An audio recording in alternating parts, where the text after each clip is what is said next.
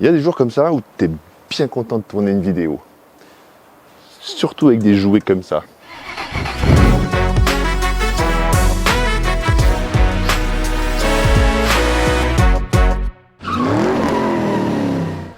Salut, bienvenue sur cette vidéo. On se retrouve aujourd'hui sur mon nouveau gros jouet. La dernière fois qu'on s'est vu sur une vidéo moto, c'était sur la CBR 500R, qui a été ma moto pendant une grosse période du permis A2. J'ai passé très récemment la passerelle, la fameuse passerelle. C'est en fait un rendez-vous avec une auto-école qui te coûte environ 300 €.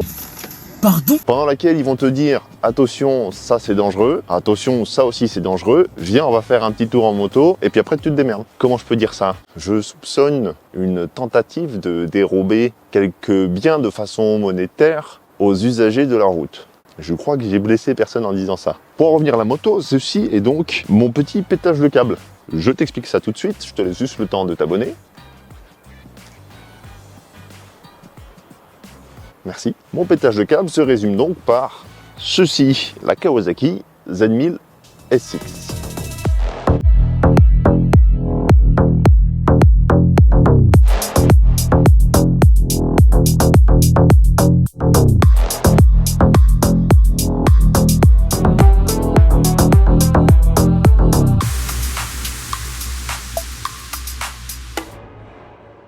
Pourquoi je dis un pétage de câble? Alors comme je disais avant, si vous ne vous intéressez pas du tout au monde de la moto ou si vous n'y connaissez pas grand chose, c'est pas grave, ça se soigne. Pendant 2 ans, tu as donc un permis bridé, durant lequel tu peux pas excéder 47,5 chevaux. Donc soit tu as des motos en full, c'est-à-dire qu'ils font au maximum 47 chevaux et demi, soit tu as des motos bridées, c'est-à-dire qu'ils font maximum 95 chevaux, mais qui seront bridées pendant ces 2 ans à 47 chevaux et demi.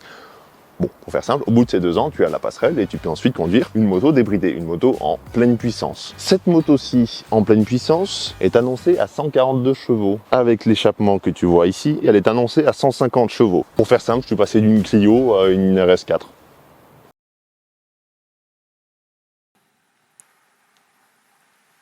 Pour la dénomination, je vais faire plus simple, je vais l'appeler la 1000 SX. Celle-ci est, tu peux le voir ici, marquée Z1000 SX, parce que c'est la version carénée sportivée du Roadster Z1000. Mais maintenant chez Kawa, tout ce qui est un carénage, sur les toutes dernières versions, c'est Ninja. Ninja! Que ce soit le Roadster caréné Z650, que ce soit un Ninja 650, ou que ce soit l'hyper sportif ZX10R, qui est appelé Ninja ZX10R. Tout ce qui est un carénage chez Kawa, maintenant, c'est Ninja, pour faire plus simple. Celle-ci, elle est juste avant le dernier restylage de 2020 à peu près, c'est un modèle de 2018. Et ça a son importance, je t'explique tout de suite pourquoi. Je te disais encore, pétage de câble, mais raisonné financièrement. Pourquoi est-ce que je te disais ça? Pour 2 raisons. La première, c'est que cette moto, je l'ai achetée en février, ou en mars. Je sais plus, bon, pendant l'hiver en tout cas, qui veut dire qu'elle a attendu un petit peu au garage, effectivement. Mais en attendant, je l'ai payé vachement moins cher parce qu'en hiver, il n'y a personne qui achète de moto. Enfin, à part un débile comme moi, en hiver, il n'y a personne qui achète de moto. Donc les prix sont vachement plus bas. Eh oh, tu parles à une tronche.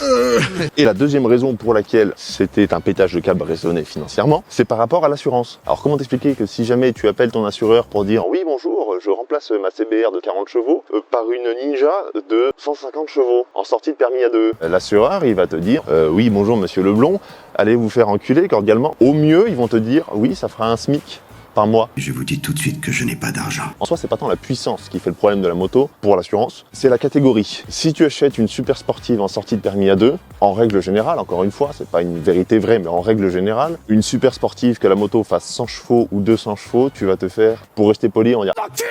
Et là où intervient cette fameuse moto, c'est que cette moto n'est pas une super sportive, n'est pas une sportive tout court, elle appartient à la catégorie sport GT.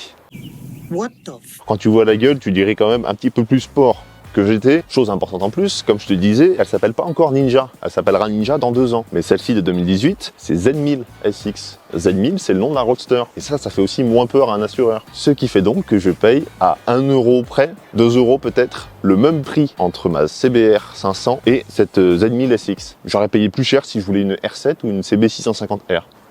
Donc, plus en détail, cette moto, c'est une Sport GT de chez Kawasaki, dans laquelle ils t'ont mis à peu près tout ce qu'ils savaient faire et tout ce qui se vendait. Tu as donc, désolé pour le soleil, oh c'est beau comme ça, petits flares et tout là, regarde, sans post-prod. Hein. C'est beau, hein. Tu as donc une face avant restylée depuis 2017 qui s'inspire de la super sportive ZX10R. Tu as, avec les échappements d'origine, ça se verra tout de suite mieux, je te mets une photo. Tu as le cul arrière d'un Z1000. Tu as les emplacements ici, ici, ici, pour pouvoir fixer des valises qui sont les mêmes que sur le Maxi Trail, la Versys 1000. Tu as le 4 cylindres de 1050 cm3 que tu retrouves sur toute la gamme des 1000 chez Kawa, que ce soit Trail, Sport GT, Roadster, qui délivre donc ici 142 chevaux d'origine pour environ 110-115 Newton. En fait, cette moto, ça répond à tout à Kawa. C'est si tu as un doute, si tu hésites sur un modèle chez Kawasaki, ils vont te dire, prends ça. Tu veux un truc à une gueule de sportive? Prends un 1000SX. Tu veux un truc avec lequel tu peux partir en week-end avec des valises, mais t'as pas envie d'être haut sur pattes comme sur un trail, ou t'as pas envie d'avoir la gueule du trail qui est un petit peu spécial, le Versys quand même. Prends un 1000SX. Tu voulais effectivement un truc avec une gueule de sportive, mais t'as pas envie d'avoir les lombaires en compote et les poignets complètement pétés après chaque sortie à cause des demi-guidons qui sont au niveau du... là à peu près. Prends un 1000SX. Tu veux un truc quand même qui a de la patate, mais qui a quand même un petit peu de couple à bas régime où t'es pas obligé de monter tout le temps dans les tours. Prends un 1000SX. En fait, si t'as un doute, il n'y a pas de doute.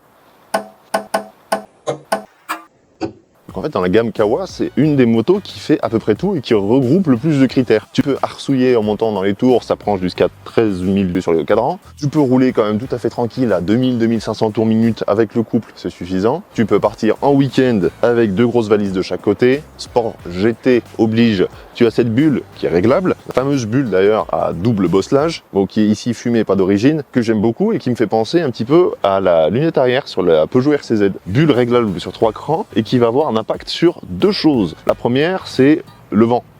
Effectivement, si tu lèves la bulle, tu auras moins de vent dans la gueule. Logique. Ça marche correctement quand même. La deuxième chose...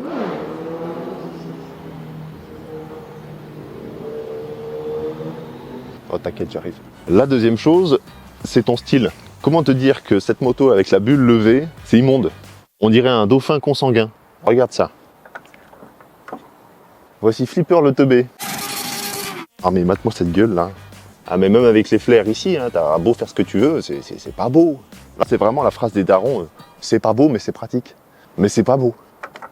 Voilà, merci, t'es mieux comme ça. Sur ce modèle, on a donc ici le petit réglage pour régler, merci, la suspension. Petite double sortie, même quadruple sortie sur les pots d'origine. Une double selle du coup pour le segment, on va dire que ça va. Les fameuses poignées qui sont bien pour manœuvrer le bébé, parce que j'ai pas parlé du poids, on en parle juste après. C'est un veau. Un petit réservoir de 19 litres, très tranquille, tu peux frôler les 300 km. Feu avant à LED, les clignotants à ampoule encore sur cette génération. Tu as l'ABS de série à partir du restylage de 2017, si je dis pas de bêtises, avec le Traction Control KTRC, bulle réglable, prise USB, les rétroviseurs qui sont rabattables sur une position. Oh, attends, j'ai une idée. Voilà. Flipper le dauphin qui dab.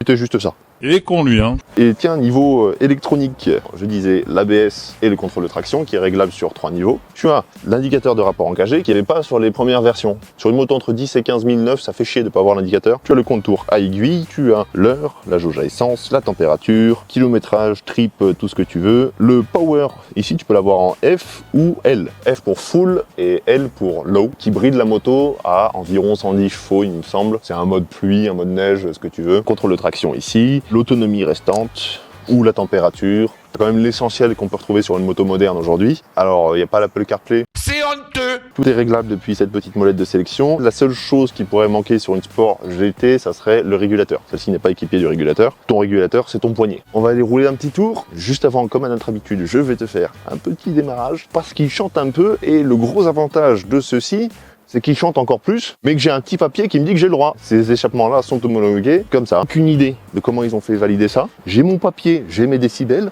je suis content.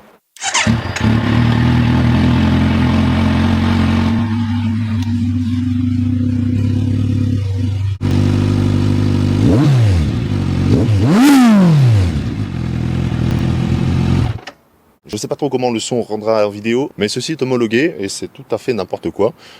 J'adore. Ah.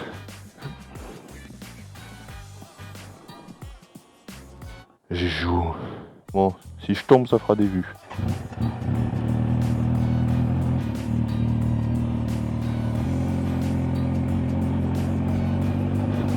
Salut, c'est moi, la voix off. Ouais, j'ai oublié de vous parler d'un petit détail sur la moto. J'étais tellement content de rouler que j'en ai oublié de vous en parler. Ce petit détail, pourtant, c'est le plus gros défaut de la moto. Elle a un petit embonpoint, la moto, qui est pas négligeable. Ce beau bébé fait plus de 230 kg tout plein fait. On est sur un poids qui s'approche des customs ou des trails. On est loin des sportifs qui frôlent à peine les 200 kg. Je vais pas me plaindre, je vais pas dire que les 150 chevaux sont insuffisants. Je les mettrais dans un scénic que ça serait quand même dynamique. Mais c'est à savoir. Sinon, pour ce qui lui reste, elle fait pas seulement tout, elle fait tout bien. Je suis assez surpris d'avoir deux visages tant différents sur une moto. Tu peux très bien rester bas dans les tours pour cruiser et rouler tranquille, et tu peux très bien tourner la poignée un peu plus fort. Bon, ce que je fais jamais, hein, bien évidemment. Même sur autoroute, moi je dépasse pas les 80, hein, parce que sinon j'ai peur. Ah, si, hein. Je vous laisse retourner avec les images. Bon, je disais qu'elle marchait bien la moto. En quelques chiffres, c'est un 0 à 100 en 3 secondes. C'est une vitesse max à 250, 260 environ. On va faire un petit 0 à 80. On est sur l'autoroute, hein, bien évidemment.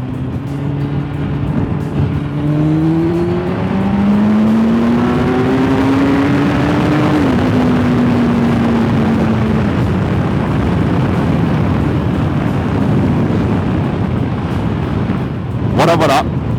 Pas grand chose à rajouter.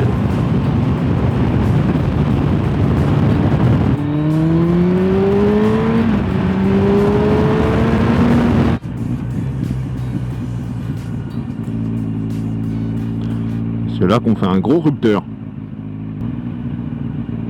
Et c'est là qu'on refait un gros rupteur. Quelques mots pour la fin, je dirais que c'est une moto qui fait pas peur malgré ses 150 chevaux. Celle-ci est quand même bien pour une sortie de permis A2. Tu peux rouler tranquille comme tu peux rouler fort et ton assureur ne va pas te faire très mal au fion. Voilà, merci encore d'avoir regardé cette vidéo. N'hésitez pas à vous abonner, à partager, liker, commenter. Je vais mettre une adresse mail dans la description. Si jamais tu as un véhicule, une moto que tu souhaites partager avec tout le monde ici, n'hésite pas à envoyer un mail. Dans la région alpine, ça serait le top. On se dit à bientôt pour une prochaine vidéo. Bonne journée, bon après-midi, bonne soirée, bonne nuit. Des bisous, merci, à bientôt.